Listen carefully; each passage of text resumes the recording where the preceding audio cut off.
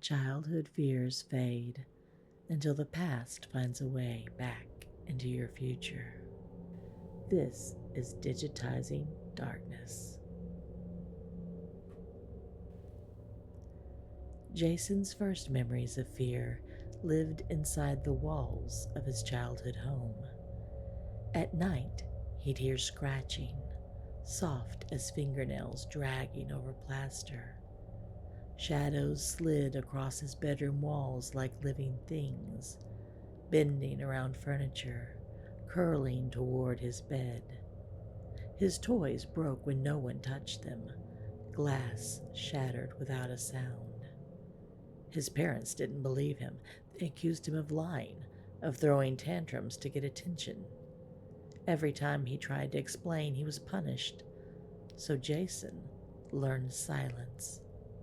He clenched his teeth through the long nights, terrified and alone, until one morning he realized he'd slept through the night. The house had gone still. No whispers, no scratches, no hands reaching from the dark. The quiet was a blessing and a curse. It left him with scars he couldn't explain. He grew into a man who flinched at shadows and slept with the light on. Therapy gave him the proper language: trauma, PTSD, projection. The real demons, his therapist said, aren't out there. They're in your mind. Jason tried to believe her, but he avoided fatherhood, unwilling to pass down what he feared was his madness. He built a life on distance and restraint. Then his father died, and years later his mother followed, and at only 37, Jason was left with the burden of clearing out the house that had made him the man he was. In the basement, he found a box of VHS tapes. His mother's careful handwriting marked birthdays, Christmases, and summer barbecues. For the first time in years, he felt something warm, a pull toward memory instead of fear. He brought the tapes home, set up an old VCR, and began digitizing them. On the third tape, his throat went dry. The video showed his family gathering in the living room. He was there, younger, laughing with cousins, and behind him, in the corner, a shadow, bent into a shape.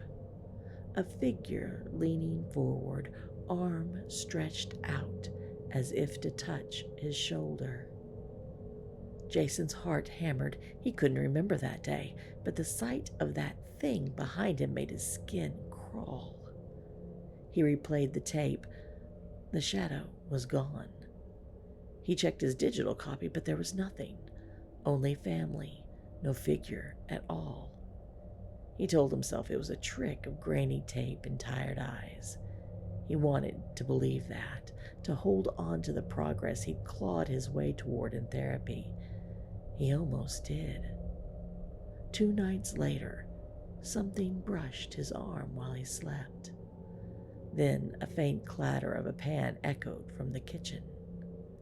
Jason lay rigid, staring into the dark, listening. The hard-won silence was broken. His dark thoughts kept going round and round, that old VHS tape. And why had the figure disappeared from it? Had he released it somehow? And if he had, could he recapture it? He wired the whole house with cameras, every hall, every corner under surveillance. Days turned into weeks. Nothing appeared on the recordings, yet the scratches returned. Faint at first, then deeper.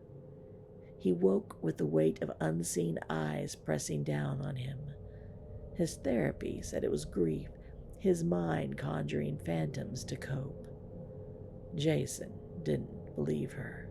Not anymore.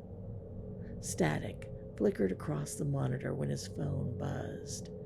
An ex-girlfriend's name glowed on the screen. For a moment he just stared, wondering why she would call after all this time. Against his better judgment, he answered.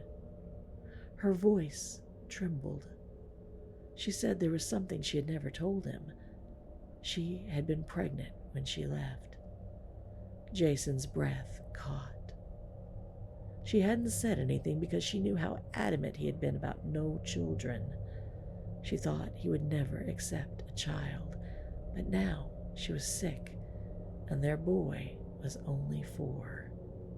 She was staying just up the road in a hotel with him. Her voice cracked when she asked him to meet his son before she was gone. Jason sat frozen, the words pounding through him, each one heavier than the last. A son, a future he had never allowed himself to imagine. That's when he felt it.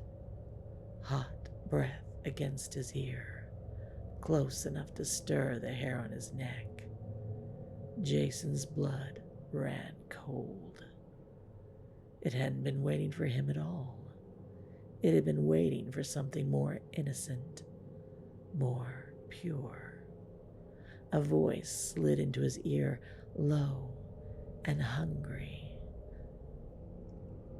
Oh, yes. Then, faint, through the phone, he heard a smaller voice, soft, confused. Hey, who scratched me?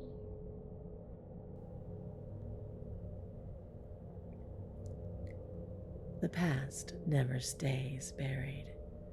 It just waits for the next door to open. Like and share to that one friend who swears therapy fixed all their demons. And subscribe for more tales that don't stay in the shadows. Sweet dreams if you can find them. I'll see you here next time on Dead Time Stories HQ.